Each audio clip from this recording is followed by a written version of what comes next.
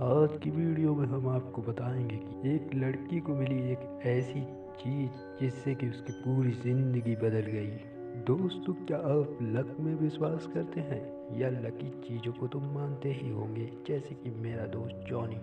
Johnny Johnny हाँ पापा वाला जॉनी नहीं, मेरे दोस्त का नाम जॉनी है, जो कि अक्सर मुझे यही बताता रहता है कि उसकी अंगूठी उसके लिए बहुत लकी है। मैं इन चीज़ों पर विश्वास नहीं किया करता था, लेकिन मेरे एक दोस्त ने अपने एक दोस्त का एक ऐसा वाक्य बताया कि मेरा दिमाग इन चीज़ों को मानने पर मजबूर हो गया। और मैंने सोचा क्यों ना इसकी वीडियो बनाकर सबको इस कहानी के बारे में बताया जाए। तो इस वीडियो में हम आपको उसी लड़की का किस्सा सुनाएंगे जिसको मिली एक ऐसी लकी चीज जिससे कि उसकी पूरी लाइफ ही बदल गई। लेकिन वो किस्सा आपको सुनाएगी उसकी वही दोस्त जिसने मुझे ये किस्सा बताया था। तो आगे आप उन्हीं की आवाज़ में इस किस्से को सुनेंगे। दोस्तों, मेरा नाम सीमा माथुर है और मैं 5th क्लास के बच्चों को पढ़ाती हूँ। चलिए अब आपको बताते हैं अपनी सहेली के साथ हुए किस्से के बारे में। तो हुआ ये था, एक दिन मेरी सहेली कुछ समय के लिए बाहर टहलने निकल गई। रास्ते में एक पेड़ के नीचे एक साधु बाबा बैठे हुए थे। साधु ने उसे देखा और कहा, इधर आओ बेटा, कुछ परेशान लग रही हो, क्या बात है, क्या हुआ, मुझे बताओ, शायद मैं तुम्हारी कुछ मदद कर सकूं। और हमारी मूर्ख सहेली ने उसे अपनी सारी बातें बता दी। दरअसल जो हमारी सहेली थी उसके पिता का हाल ही में देहांत हो गया था, जिसके कारण घर की पूरी जिम्मेदारी उसके ऊपर आ गई थी और फिलहाल उसे कोई भी काम नहीं मिल रहा था, जिससे उसकी आर्थिक स्थिति में कोई भी सुधार नहीं आ रहा था। यही बात उसने उन साधु जी को बताई। उसकी पूरी बात सुनकर साधु बाबा ये कहते हैं कि बेटा, व्यर्थ की चिंता छोड़ दो, हमारे पास तुम्हारी समस्या का हल है।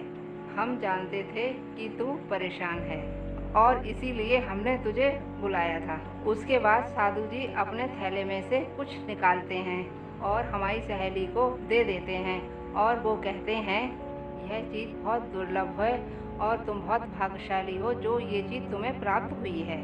यह चीज़ हिरण की नाभि में पाई जाती है और इसे कस्तूरी कहते हैं, और ये जिसके पास भी आ जाए तो ये समझो कि उसके तो भाग्य ही खुल गए। तू जो चाहेगी वही तुझे मिलेगा, नौकरी, घर, पैसा, सुख, चैन, सब कुछ। बहुत सारे ऐसे लोग हैं जो इसे प्राप्त करना चाहते हैं, लेकिन तू सच में परेशान है, इसीलिए मैं तुझे ये दे रहा हूँ। साधु जी ये आगे कहते हैं, यूँ तो मैं तुझे ये मुफ्त ही दे देता, लेकिन मुझे हरिद्वार गंगा स्नान करने जाना है और मेरे पास किराया नहीं है। यदि तू किराए के लिए पैसे दे तो मैं तुझे ये दे दूंगा। मेरी सहेली पूछती है, कितने पैसे लगेंगे किराए के? साधु जी कहते हैं 2000 रुपए। अब मेरी सहेली सोचने लगती है कि मेरे पास तो एक भी पैसा नहीं है, अब मैं क्या करूं? भी वह फिर मुझे फ़ोन करती है, कहती है, बहन, मुझे 2000 रुपए की ज़रूरत है, क्या तुम मेरे खाते में डलवा दोगी? यहाँ मैं किसी दुकान से निकाल लूँगी। हमने सोचा हमारी सहेली शिवानी परेशानी में है, तो हमने 2000 रुपये उसके खाते में ट्रांसफ़र कर दिए। उसने दुकान पर जाकर वो पैसे निकालकर साधु जी को दे दिए और शिवानी कस्तूरी को लेकर घर आ गई। अब शिवानी पहले से थोड़ा अच्छा महसूस कर रही थी। उसने कस्तूरी को कटोरी में रखकर मंदिर में रख दिया और सुबह को पूजा करके कुछ काम की तलाश में वो चली जाती है। एक सप्ताह उसे ऐसे ही बीत गया, किंतु उसे कोई काम नहीं मिला, इसीलिए वह अब थोड़ा निराश होने लगी थी। और एक बार फिर वह काम की तलाश में जाती है और इस बार उसे दीवार पे चिपका हुआ एक पोस्टर दिखाई देता है, जिसमें नौकरी हेतु लड़के और लड़कियों की दोनों की ज़रूरत थी। सैलरी 40,000 रुपये महीने लिखी हुई थी। अब शिवानी उसे देखकर बहुत खुश हो गई।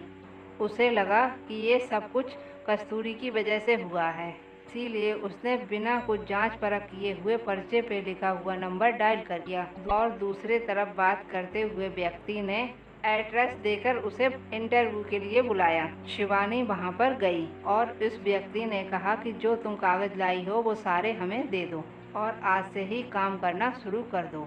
आपकी नौकरी पक्की हो गई है और आपकी सैलरी है 40,000 रुपये महीने। शिवानी ने पूछा, लेकिन काम क्या करना है? और उसने कहा, कुछ लोगों की थोड़ी सी डिटेल लेकर आनी होगी, जैसे कि Aadhaar card, PAN card, bank passbook.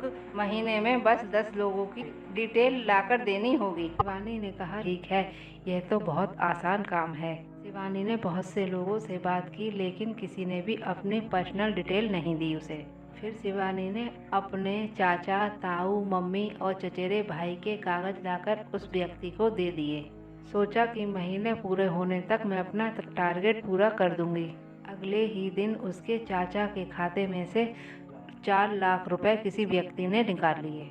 Shivani के चाचा के फोन पर जब मैसेज आया तब उन्हें पता चला। फिर उन्होंने पुलिस को सूचित किया। शिवानी को जब पता चला तो वो समझ गई कि ये सब किसने किया है। वह जल्दी से जब उस आदमी के ऑफिस आई तब उसे पता चला कि उस आदमी ने ऑफिस 3 दिन के लिए किराए पे लिया था।